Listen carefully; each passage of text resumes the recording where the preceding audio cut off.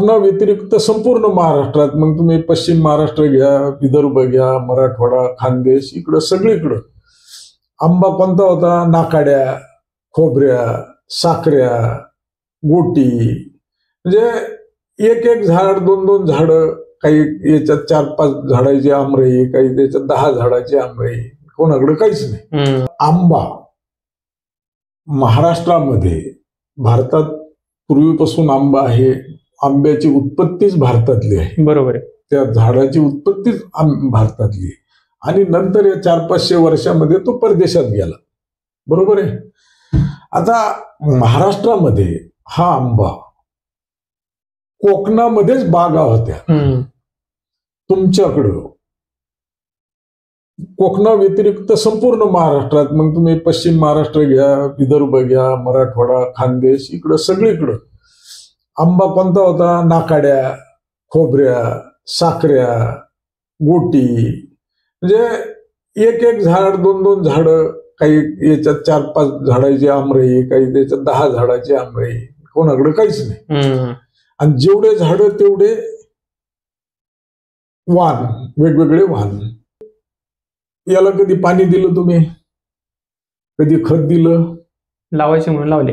लावायचे म्हणून वाडवडिलांना लावले, आजोबांना लावले की ते नातवाला खायला मिळतात. वडिलालाही खायला भेटत नाही. ज्यांना लावले त्यांना आता खाल्लेच नाही. आता हे आंब्याला कधी पाणी दिलं नाही, खत दिले नाही. ही परिस्थिती मी 90च्या दशकामध्ये गुजरातमध्ये PhD केली. त्या काळामध्ये पहिली बाग कोकणा व्यतिरिक्त महाराष्ट्रामध्ये 86च्या दरम्यान भंडारीनं लावली. सुरेंद्र भंडारी या पिंपरी राजाचे, औरंगाबाद जिल्ह्यातले पिंपरी राजाचे. आता हे लागवड झाली 89ला. पवार साहेब मुख्यमंत्री असताना त्यांनी फळबाग लागवडीची EGS स्कीम आणली आणि आंबा लागवडीला सुरुवात झाली. आंबा लागवडीला म्हणजे बागा करायला सुरुवात झाली.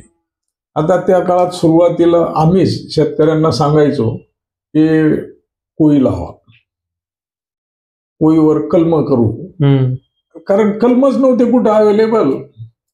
कलम करू. आता त्या कोळी लावल्या शेतकऱ्यांनी. कोळी लावल्या, त्या जमा केल्या कुठल्या तरी उकिरड्यावरच्या, 40-40 फुटावर गड्डे केले शासनाच्या स्कीम प्रमाणात, त्याच्यात लावल्या. त्या कोळी काही उगणार. मग कोणाच्या म्हणजे 40 पैकी 15 उगल्या, 10 उगल्या, 20 उगल्या. अरे असं कसं झालं? मग विद्यापीठाच्या लक्षात आलं की ह्या कोळी जुन्या, खराब, उकिरड्यावरच्या जमा केलेल्या, खुळखुळा झालेल्या होत्या.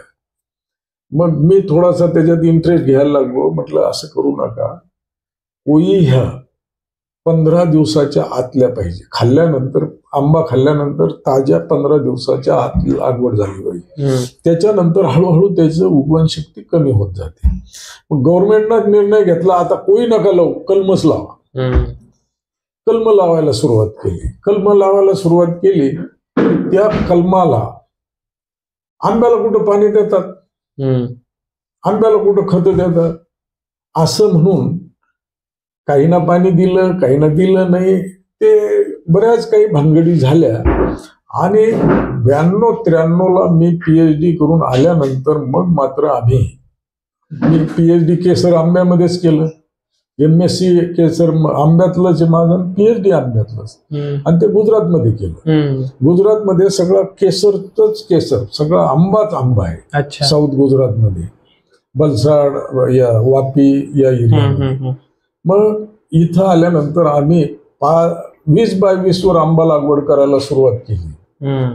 तरी लोक पाणी देईनात. आता अशा काळामध्ये मी पुण्याला गेलो. पुण्याला मी director, national institute of post harvest टेक्नॉलॉजीचा डायरेक्टर म्हणून गेलो. त्या काळात आंबा निर्यातीच्या आम्ही ट्रायल घेतल्या भारतातून. पहिल्या समुद्रमार्गे निर्यातीच्या ट्रायल घेतल्या. आता त्या समुद्रमार्गे निर्यातीच्या ट्रायल घ्यायच्या म्हणजे 35 दिवस लागायचे. औरंगाबादला आंबा काढायला सुरुवात झाली की लंडनला पोहोचायला 35 दिवस लागायचे. नवी दिल्ली चे जे अपेडा नवी दिल्ली यांचं आणि आमचं कोलॅबरेशन असायचं. तर ते आमचं नफा नुकसान ते बिअर करायचे. तर आम्ही एक कंटेनरला 15 टन कोई लागायचे, आपलं आंबे लागायचे. एका वेळेस 15 टन आंबे औरंगाबादमध्ये मिळालेच नाही पहिल्या वर्षी. 6-7 टनच मिळाले, ते बी एक व्हरायटीचे नाही भेटले, वेगवेगळे. त्याच्यामध्ये तुमचं हे होतं वनराज, राजापुरी, हापूस आणि केसर, असे 1.5-2 टन कसा तरी टाकला आम्ही आणि लंडनला गेला. त्या 3-4 वर्ष आम्ही ट्रायल घेतल्या. 4थ्या वर्षी आम्हाला त्याच्यात 100% यश मिळालं. आता निर्यातीच्या ट्रायल 35 दिवस लागायच्या. मग परत प्रश्न काय निर्माण होतो की सकाळी मुंबईला विमानात ठेवले आंबे तर संध्याकाळी लंडनला पोहोचतात आणि तुम्ही कुठं बसले 35 दिवस भानगडी करत. तर त्याच्यात गंमत अशी होती, त्यावेळेस विमानाचं भाडं होतं 60-65 रुपये किलो, जे आता या वर्षी 220 रुपये किलो होतं. आणि समुद्रमार्गे पाठवलं तर त्यावेळेस 15.5 रुपयात तिथं पोहोचायचं. आताही 30-32 रुपयात समुद्रमार्गे पाठवलं तर तिथं पोहोचतो, लंडनला पोहोचतो. म्हणजे एवढा याच्यामध्ये फरक येतो. तर त्या ट्रायल आम्ही यशस्वी केल्या. हे सगळं झालं, पण आंबाची आपली गंमत कशी आहे बरं का, खरा आपल्या आंब्याला खरी अडचण होती ती म्हणजे आपला आंबा काढायला कधी येतो. आता हळूहळू काय झालं, या बाकीच्या जाती मागे पडल्या. म्हणजे तुमच्या वनराज, लंगडा, दशेरी, राजापुरी, हापूस या मागे पडल्या. एकमेव एक केसर जात आपल्याकडे चांगली राहिली. ह्या एकमेव एक जातीचं ही काढायला कधी येते, आपली 15 डिसेंबर ते 15 जानेवारीच्या दरम्यान फ्लॉवरिंग होती आणि 20-25 मेला ही काढायला सुरुवात होती. मग ती जून शेवटपर्यंत चालते. ह्याच पिरियडमध्ये गुजरातचा आंबा येतो. हा आंबा आला की आपले भाव अगदी 35-40 रुपये होलसेल रेट 35-40 रुपयापर्यंत खाली येतात. एवढे भाव खाली आले की आपल्याला परवडत नाही ते. मग आम्ही म्हणजे मीच त्याच्यामध्ये एवढे एफर्ट्स घेतले की हा आंबा लवकर कसा येईल. ते लवकर येण्यासाठी सिंजंटा कंपनीनं कल्टार बाजारात आणलं. कल्टार हे ग्रोथ रिटार्डर म्हणजे वाढरोधक. हे नुसतं जमिनीतून दिलं. त्याच्या ट्रायल आम्ही घेतल्या, हिमायत बागला घेतल्या, काही शेतकऱ्याच्या शेतावर घेतल्या त्या 93-94च्या काळामध्ये. आणि त्याच्यातून आम्हाला आंबा हा एप्रिलच्या सुरुवातीला काढायला मिळणं शक्य झालं. म्हणजे लवकर काढायला आम्हाला म्हणजे यश आलं. आणि अशात मी 2005 मध्ये साऊथ आफ्रिकेला आंतरराष्ट्रीय आंबा सिम्पोजियम अटेंड करण्यासाठी गेलो. तिथं माझे 3 पेपर होते. तो सिम्पोजियम संपला की तिथं एकच एक बाग मी 5000 एकरची पाहिली. 5000 एकर सगळं एक बाग, एकच बाग. त्या बागेमध्ये 1x4 मीटर 1.5x4 मीटर इतकं कमी अंतर होतं लागवडीचं. आणि त्यावेळेस ती 15 वर्षाची बाग होती. त्याच्या माझ्याकडे फोटो आहेत. आणि त्याची उत्पादकता होती 20 ते 22 क्विंटल पर एकर. म्हणजे 50 टन, क्विंटल नाही टन, 50 टन पर एकर. एका एकर मध्ये किती झाडं येतात? ते एका एकर मध्ये 600 ते 700 झाडं, 677 झाडं, म्हणजे 622 ते 666 झाडं एकरी बसतात. आणि ते पाहिलं. परत आलो की इथं आपल्या इथं विद्यापीठात तर काही करणं शक्य नव्हतं मला, ते अतिघन लागवड. मग मी जे जवळचे शेतकरी त्यांना तयार केलं आणि पहिली बाग 2x4 मीटरची रुई भरगावे उस्मानाबाद जवळ, तिथं श्री चव्हाण यांच्या शेतामध्ये ती 6ला लावली, 2006ला. आणि 2007ला ढाकेफळला नाथ सीड कंपनीच्या शेतात 12 एकर बाग लावली, ती 2x4 मीटरवर. आणि हे अल्ट्रा हाय डेन्सिटी आलं. अल्ट्रा हाय डेन्सिटी मध्ये म्हणजे हे बघा, ती जे काय 30x30 10x10 मीटरची लागवड म्हणजे नॉर्मल लागवड, त्याच्या अर्धी 5x5 मीटरची लागवड म्हणजे घन लागवड, आणि ही 1.5x4 मीटर 2x4 मीटर ही अतिघन लागवड म्हणजे अल्ट्रा हाय डेन्सिटी. ही अल्ट्रा हाय डेन्सिटी मग वाढत गेली. त्याचे फायदे तुफान होऊ लागले लोकांना. फायदे तुफान म्हणजे तिसऱ्याच वर्षी तुम्हाला 2, 2.5, 3 टन माल मिळायला लागले. मॅनेजमेंट चांगली करायला लागले. आता तुम्ही सांगलीला जर कधी गेले तर जे पिढीजात द्राक्ष करणारे शेतकरी आहेत, त्यातल्या एका शेतकऱ्यानं 2 एकर आंब्याची बाग द्राक्ष काढली आणि 2 एकर अतिघन लागवडीनं आंबा लावला. तो 2011ला लावला. तो तिसऱ्या वर्षी त्यांना 2-2.5 टन उत्पन्न दिलं आणि 5व्या वर्षापासून तो 7, 8, 9 लाख रुपये एकरी घेतो. 2 एकरमध्ये 14, 15, 16 लाखापर्यंत त्याला एकरी उत्पन्न मिळायला सुरुवात झाली. आणि असे शेतकरी वाढत गेले. लवकर काढल्या गेल्यामुळं आपला आंबा निर्यातीला जोरात चालला. निर्यातीचं तंत्रज्ञान हे जे समुद्रमार्गे निर्यातीचं, याच्याच बरोबर आपल्या फळामध्ये फळमाशी येते. जे पिकल्यानंतर आत आळी येते, ते फळमाशीची आळी असते ती, आणि ते आंबा खराब होतो. याच्यामुळं अमेरिका आणि जपानमध्ये आपला आंबा ते आयात करत नव्हते, बंदी होती. बरोबर. त्याच्यासाठी आम्ही 97, 98, 99 वाशी मार्केटमध्ये व्हेपर हीट ट्रीटमेंट 6.5 कोटीची जपानहून इथं बोलवली. तिथले 2 तज्ज्ञ बोलवले. ते 2-2 महिने 3 वर्षे इथं राहायचे सीझनमध्ये, ते आणि मी. त्याच्यावर आपल्या आंब्यावर ट्रायल घेतली, हापूस आणि केसरवर, आणि ती फ्रूट फ्लाय तिथं जाणं बंद झाली. म्हणून आंबा तिथं निर्यात आता सुरू झाली. आणि अमेरिकेसाठी त्यांना व्हेपर हीट ट्रीटमेंटच्या ऐवजी त्यांना इरेडिएशन ट्रीटमेंट पाहिजे होती, क्षकिरण ट्रीटमेंट. ती लासलगावला सुरू केली. आम्ही त्याचा प्रस्ताव मीच केलेला आहे.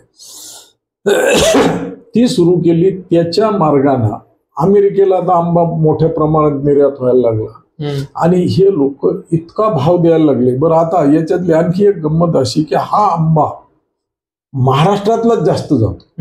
गुजरात मधला आंबा क्वालिटीला आपल्या आंब्याबरोबर टिकत नाही. त्याची साईज थोडी मोठी येते आपल्याकडं आर्द्र हवामान असल्यामुळं, परंतु आपलं कोरडं आणि जास्त टेम्परेचर असल्यामुळं आपल्या याच्यातला गोडवा आणि आपल्या आंब्याचा स्वाद हा फार चांगला असतो.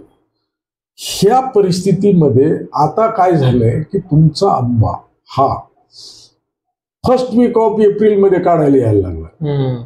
फर्स्ट वीक ऑफ एप्रिलमध्ये आंबा काढायला यायला लागला की 250 ते 250 रुपये भाव पर किलो होलसेल रेट मिळतो.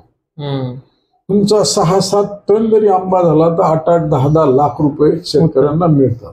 माझ्याजवळ त्याचे व्हिडिओ आहेत. हे तुम्हाला पाहिजे तर तुम्हाला व्हिडिओ देतो त्याचे. आणि आज परिस्थिती अशी झालेली आहे की आता या वर्षी सुद्धा, मगाच एका शेतकऱ्याचा फोन आला होता, तुम्ही ऐकलं की दर्डाजीचा की मोहर मस्त आलेला आहे, छानपैकी झालेला आहे. हा मोहर कधी आलाय? नोव्हेंबरच्या शेवटी, दुसऱ्या पंधरवड्यामध्ये. म्हणजे जो डिसेंबर 15च्या नंतर मोहर येत असतो आपल्याकडे, जानेवारी 1 महिना अगोदर आला. 1 महिना ते 1.5 महिना अगोदर आलाय. म्हणजे हा आंबा फर्स्ट वीक ऑफ एप्रिलमध्ये, काही शेतकऱ्याचा आंबा काही 5-4% फक्त, हा तर 15 मार्च पासूनच काढायला सुरुवात होईल. केसर आय एम टॉकिंग, मी हे केसरचं बोलतो, हे हापूसचं नाही. हापूस हा कोकणातला झाला. कोकणातला हापूस त्या वातावरणामुळे लवकर येतो. परंतु आपला केसर, आपला म्हणजे फक्त महाराष्ट्रातला, गुजरातचा नाही, असा जर लवकर काढायला आला तर आपल्या शेतकऱ्याचं उत्पन्न एकरी 8-10 लाख रुपये होते. लवकर आल्यामुळं नेवाशाजवळ एका शेतकऱ्याचा 120 एकरमध्ये आंबा आहे. तो अति घन लागवड आहे आणि काही घन लागवड आहे. 120 एकर. गेल्या वर्षी त्याला 8.25 कोटी रुपये झाले. 450 टन तर निर्यातीला गेला त्याचा. तर अशी ही आंबा तुम्ही जर कधी सिस्टमॅटिक लावला. मात्र आंब्यासाठी एक लक्षात घ्या, माझं हे पुस्तक आहे, या पुस्तकामध्ये हे एक पान फक्त मी तुम्हाला दाखवतो शेवटचं. हे बघा, अंगी नाही बळ दारी नाही आड, त्यानं फळ झाडं लावू नये. हे कोणी म्हटलेलं आहे? महान कवयित्री खानदेशच्या बहिणाबाई. म्हणजे तुमच्या अंगात कष्ट करायची ताकद नसेल आणि पाण्याची गॅरंटी नसेल, गॅरंटीचं पाणी मात्र आंब्याला पाहिजे, तर तुम्ही आंबा अतिशय चांगल्या प्रकारे करू शकता. मग पाण्याचा ताण देण्यासाठी इन सिटू पद्धत काढली आम्ही. इन सिटू मध्ये हायब्रिड पद्धत काढली की कलम लावायचं. कलमाचे मुळं वरच गुंडाळलेले असतात, ते खोल जात नाही. कोय लावली तर 1 वर्ष उशीर होतो. मग कलम लावायचं आणि कलमाच्या बाजूला 3 कोय लावायच्या. त्या उगल्या, दुसरं तिसरं पेर टाकलं त्यांना की त्याचं शेंड कट करायचं आणि या कलमाच्या खोडात घुसून द्यायचं आणि बांधून घ्यायचं की ते खोड काही दिवसानंतर एकच होतं. हे बघा, याच्यामध्ये तुम्ही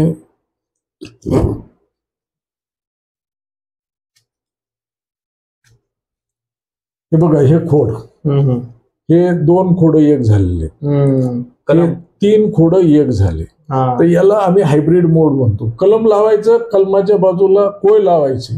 आता हे एक कोयीचं असलं ना की त्याचं सोटमोळ पार खाली जातं. म्हणजे पाण्याचा ताण, ते हवेचा ताण हे सहन करतं. तर ही पद्धत आपण त्याच्यासाठी याच्यामध्ये आणलेली. आणि आता आंबा लागवड महाराष्ट्रामध्ये विदर्भ, मराठवाडा, पश्चिम महाराष्ट्रात तर सोलापूर आणि सांगली आणि आपला उस्मानाबाद जिल्हा ह्या मधला पॅच एवढा वाढलाय आता की एकरी people they are harvesting like anything. द्राक्षापेक्षाही त्याच्यात उत्पन्न त्यांना जास्त मिळायला लागलं आणि हमीचं उत्पन्न मिळायला लागलं. द्राक्षाला वेगवेगळे ताण पडले की नुकसान व्हायला लागलं द्राक्ष पिकाचं. हे या 3-4 वर्षामध्ये डाळिंबातही तसंच व्हायला लागलं. डाळिंबात तेल्या आणि मर रोगांना नुकसान व्हायला लागलं. तसं आंब्यामध्ये आता एकमेव आंबा असं पीक आहे की चांगल्यापैकी उत्पन्न देणार आहे. आंब्यावर रोग वगैरे येत नाही जास्त? आंब्यावर रोग आहेत, परंतु आंब्याचे रोग द्राक्षाच्या रोगा इतके अवघड नाही. आंब्यावर काय करपा, हे 2-3 रोग येतात, भुरी, आणि मेन भुरीच आहे. बाकी रोग असे काही फारसे येत नाही. मग तो माल फॉर्मेशन वगैरे आहे ते कलमावरच येतो. कलमातून काढून टाकला. कंट्रोल करायला, नियंत्रण करायला हे रोग अतिशय सोपे आहे.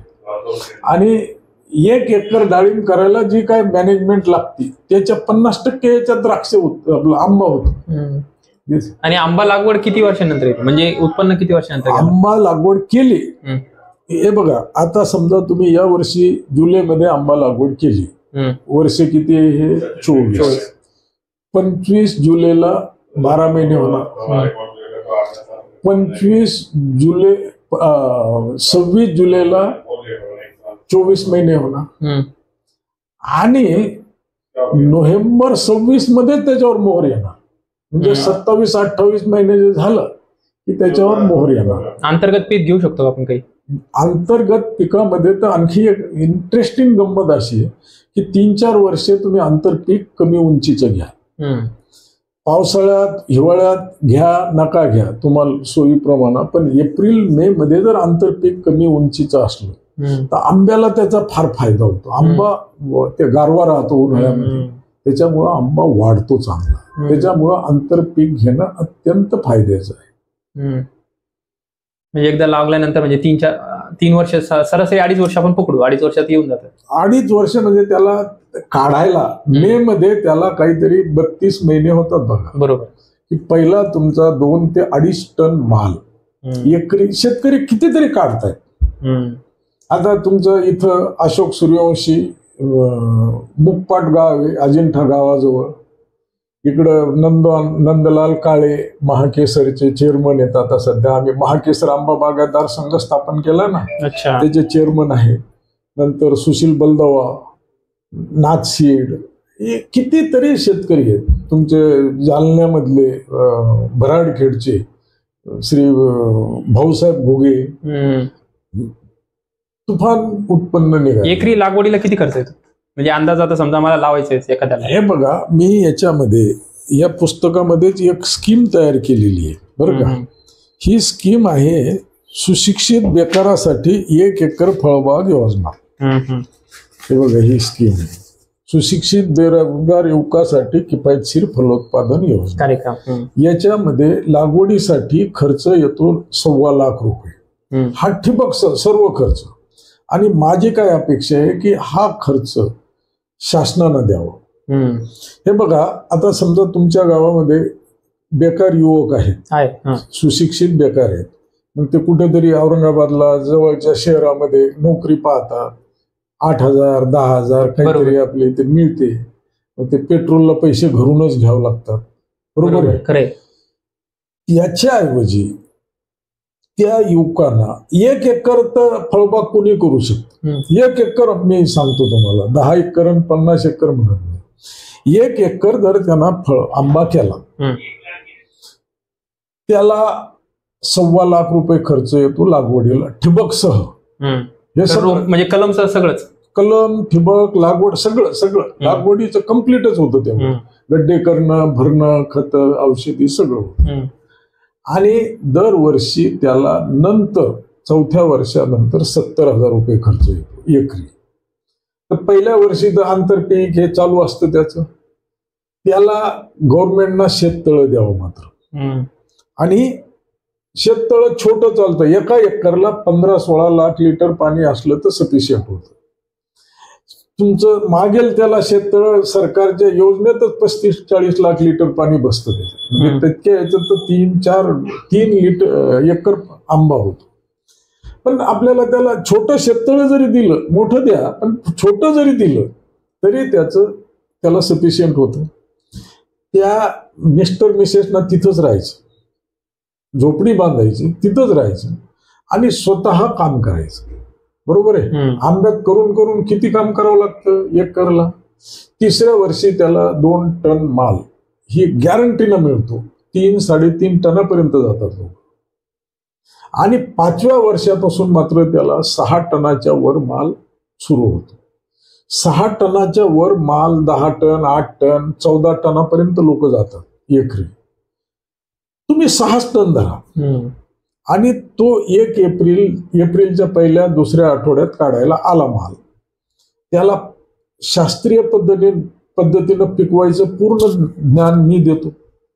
मी स्वतः ते सगळं त्याला कसं पिकवायचं, घरगुतीच पिकवायचं. आणि त्याने तो 6 टन माल स्वतः विकायचा. बरोबर आहे. आता तुम्ही पाहता आंब्याचे भाव 150-200 रुपये. खेड्यापाड्यांना सुद्धा 125-150 रुपये. यांनी स्वतः विकल्यानंतर याला 80 रुपये भाव धरा. मी असं नाही म्हणत याला 150 मिळेल, 200 मिळेल, काही नाही. 80 रुपये भाव धरा. 80 रुपये भाव जरी धरला तरी 6 टनाची 6×8 = 4,80,000 रुपये होता. वरचा 60,000 रुपये खर्च गेला. 70,000 रुपये मग म्हटलो मी तो मजुरीसह आहे. इथं मजुरी धरायची नाही. इथं ते नवरा बायको दोघं ते स्वतःच मजूर. त्याला काही मजूर लावायची गरज नाही. 1 एकरला किती लागणार आहे? 60,000 रुपये त्याच्यातले मायनस करा तुम्ही. 4,80,000 4,20,000 रुपये त्यांना नेट प्रॉफिट राहतो. त्याला तुम्ही 12 भागा. 35,000 रुपये बरोबर 35,000 रुपये महिना त्याला पडतो. ही योजना मी सरकारकडे दिलेली आहे. सरकारकडे म्हणजे अगदी सेक्रेटरीकडे दिली, मंत्र्याकडे दिली. तिला हळूहळू चाललंय. ताकद येईल ना त्याला. येईल, जमलं असतं. पण मी म्हणजे शेवटपर्यंत नेत असतो, नुसतं इथं बोलतो असं नाही. सेक्रेटरी आता नाव न घेतलेलं बरं. असे काही सेक्रेटरी आहेत आपले खेड्यातले, आम्ही फार हुशार खेड्यातल्या लोकांसाठी काम करतो, तेच खरे शत्रू असतात. बरोबर आहे. तर अशी ही योजना म्हणजे तुम्हाला एकरी किती उत्पादन होऊ शकतं याचा आपल्याला अंदाज येतो. आणि मग त्यांना 1 एकरच्या ऐवजी 1.5 एकर केलं, 2 एकर केलं, काही चांगलं करता आलं, वाढता आलं. मात्र फक्त एक आंब्यामध्ये एक गोष्ट, पहिलं पाणी, दुसरं तुमचं तितके मेहनत करायलाच पाहिजे. आंबा म्हटलं की जरा निष्काळजी करतो आपण. आणि तिसरी गोष्ट, जमिनीमध्ये चुनखड जास्त नसावी. चुनखडीची जमीन असली त्याच्यात आंबा करू नये. अच्छा. आता जाता जाता तुम्ही शेतकऱ्यांना काय आवाहन कराल की गट शेतीमध्ये कसं यायचं किंवा आंबा कसं लागवड करायचं याबद्दल काय सांगाल? हे बघा, माझं तर एक म्हणणं आहे, ज्या शेतकऱ्याकडे पाण्याची चांगली व्यवस्था आहे, स्वतः इंटरेस्ट आहे, त्यांनी आंबा, आता आमचं महाकेसर आंबा बागायतदार संघच आम्ही स्थापन केला, या कोविडमध्येच आम्ही स्थापन केला. आणि पूर्ण महाराष्ट्रामध्ये आता आम्ही स्वतः फिरतोय, आम्ही सगळे पदाधिकारी. त्याचे नंदलाल काळे त्याचे चेअरमन आहे, मी व्हाईस चेअरमन आहे, आणि आमचं सगळं संघ आहे. तर हे पूर्ण महाराष्ट्रामध्ये आम्ही फिरतोय आणि महाराष्ट्रामध्ये आंबा मोठ्या प्रमाणात वाढलाय. आता गेल्या 2 वर्षापासून तो विदर्भात फार मोठ्या प्रमाणात वाढलेला आहे. आता मी एक्झिबिशनला जाऊन आलो, तिथं 24 तारखेला माझं नागपूरला गडकरी साहेबांच्या समोर भाषण होतं आंब्यावरच. सगळीकडे आता मोठ्या प्रमाणात आंबा वाढलेला आहे. तर हा आंबा अर्निंग जर वाढवायची, पैसा खरा कमवायचा असला तर सध्या आंबा हा एकमेव पीक चांगलं आहे. आणि गट शेतीच्या माध्यमातून ज्या ज्या गावाला इंटरेस्ट आहे त्यांनी आमची गट शेती पाहावी. आमचे द्वादशीचे कार्यक्रम होतात. द्वादश आम्ही म्हणजे आम्ही काय केलं बरं का, गट शेतीमध्ये ते एक सांगायचं राहिलं की आम्ही द्वादशीचा कार्यक्रम ठेवला. म्हणजे 86 पासून कधीतरी जायचं, त्याला निरोप द्यायचा लोकांना, आम्ही या दिवशी येतो, ते ऍडजस्ट करूनच जावं लागायचं. मग मी काय केलं, जरा बरी चालली गट शेती, लाईनला आली की मी म्हटलं बा, महिन्यातून कुठला तरी एक दिवस आपण ठरवावं म्हणजे यायचं. मग कुठला पहिला शनिवार का दुसरा शनिवार महिन्यातला, का 5 तारीख का 10 तारीख, म्हटलं त्याच्याऐवजी खेड्यामध्ये शेतकरी बरेच लोक एकादश उपवास करतात. तो एकादशीचा उपवास दुसऱ्या दिवशी एका शेतकऱ्याच्या शेतात सोडायचा. म्हणजे त्या दिवशी सगळ्यांनी तिथे यायचं आणि उपवास सोडायचा, म्हणजे आणि तिथे चर्चा करायची, तज्ज्ञ घेऊन जायचं, म्हणजे सगळा कार्यक्रम तो बरोबर तो वाढत, ते एका शेतकऱ्याच्या शेतावर सुरू केला आणि तो वाढत गावं वाढत गेली. मग एका गावात एका शेतकऱ्याच्या, एका गावात एक द्वादश, ते आणखी गावं वाढत गेले. मग एका गावात सकाळी न्याहारीचा कार्यक्रम, शेजारच्या गावात न्याहारीचा कार्यक्रम, तिथं शिवार फेरी करायची, पिठलं भाकरी खायची आणि दुसऱ्या ज्या मुख्य गाव आहे तिथं जायचं. आणि मग तिथं सगळ्या गावाचे गट प्रमुख आपला गटाचा अहवाल देणार, नंतर तज्ज्ञ मार्गदर्शन करणार त्या विषयातले, आणि शेवटी मग कलेक्टर, कमिशनर असे जे VIP येतात, ते VIP त्यांना ते आवडलं की मग ते काय आम्ही तुम्हाला मदत करू शकतो हे सांगणार. आमचे देवल साहेब तर, अरे लक्ष्मण हा माझा नंबर घे, कलेक्टर हा माझा नंबर घे. साध्या पोराला, कारण त्यांना ते आवडतं की बा हे पोरं फार चांगलं करायला लागले, आणि हे लिंकअप होऊन जातात आणि याच्यातून त्यांचं स्टेटसही वाढतं, उत्पादकता वाढते आणि स्टेटसही वाढतं. तर ह्या द्वादशी आम्ही आतापर्यंत 241 द्वादशी कंप्लीट झाल्यात आणि 146व्या द्वादशीला आज म्हणजे किती वर्ष झाले त्याला, 12 ते 7-8 वर्षापूर्वी माननीय फडणवीस साहेब त्यावेळेस मुख्यमंत्री होते. ते 2017ला 146व्या द्वादशीला 16 ऑक्टोबर 1917ला स्वतः द्वादशीला मुंबई टू आमचं गाव आणि आमचं गाव टू मुंबई, असं नाही की शेजारच्या गावात कुठंतरी व्हिजिट होती चालता चालता आमच्याकडे आले, असं नाही. फक्त द्वादशीला आले. त्याच दिवशी त्यांनी 200 कोटीची योजना गट शेतीची डिक्लेअर केली. क्या बात. त्याचा व्हिडिओ माझ्याकडे आहे. जबरदस्त. त्यांच्या भाषणाचा व्हिडिओ सुद्धा माझ्याकडे आहे. तर अशा प्रकारे गट शेती आणि शेतकऱ्यांनी थोडंसं आपलं काहीतरी शेतामध्ये उत्पादन वाढवणं आणि एकरी उत्पादकता कशी वाढेल याच्यावर कॉन्सन्ट्रेशन करणं आणि थोडं गटाना केलं तर निर्यातीपर्यंत, मी निर्यातीतलंच माझं जास्त काम आहे. मी तुमचा आंबा निर्यात करण्यामध्ये मी पुढाकार घेऊन तुमचा आंबा निर्यात करू शकतो. निश्चितच. आपल्यासोबत खरं तर खूप अमूल्य असा वेळ डॉक्टर कापसे सरांनी दिलाय आणि त्यांच्या मार्गदर्शन तुमच्या सर्व शेतकऱ्यांना खरंच मार्गदर्शक ठरणार आहे. ज्याला कोणाला गट शेती करायची असेल, आंबा लागवड करायची असेल, खाली सरांचाही नंबर येतोय, सरांच्या नंबरशी संपर्क करू शकतात किंवा आपल्या चॅनललाही कमेंट करू शकतात. कसा वाटला व्हिडिओ नक्की कळवा आणि येणाऱ्या काळात कोणत्या तज्ञासोबत भेटायचे तेही ठरवा. धन्यवाद सर.